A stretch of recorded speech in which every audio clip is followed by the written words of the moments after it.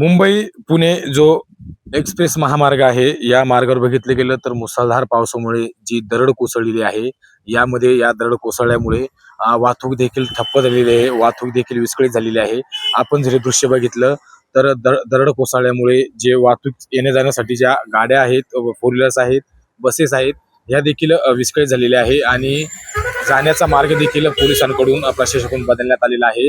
यामध्ये बघितलं गेलं तर नव्याने सुरू झालेलं जे मिसिंग लिंक मधील ट्युनल 2 जवळ ही घटना घडलेली होती. या ठिकाणी दरड कोसळली होती आणि दरड कोसळल्यानंतर प्रशासनाने सुरक्षेच्या कारणास्तव जी वाहतूक आहे मुंबई पुणे महामार्गावरील ही वाहतूक वळवलेली आहे.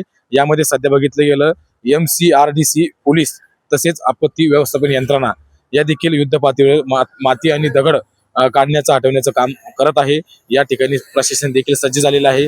ज्या दरड कोसळलेली आहे, या दरड कोसळल्याचे जे दगड असतील, माती असतील, ही माती देखील बाजूला सारण्याचं काम प्रशासनाकडून होत आहे. आणि यामध्ये बघितलं गेलं तर सततच्या पावसामुळे दुरुस्तीचं काम आव्हानात्मक ठरत आहे आणि प्रशासनाचा मार्ग सुरक्षित झाल्यानंतर वाहतूक पुन्हा सुरू केली जाईल असं देखील प्रशासनाने स्पष्ट केलेलं आहे.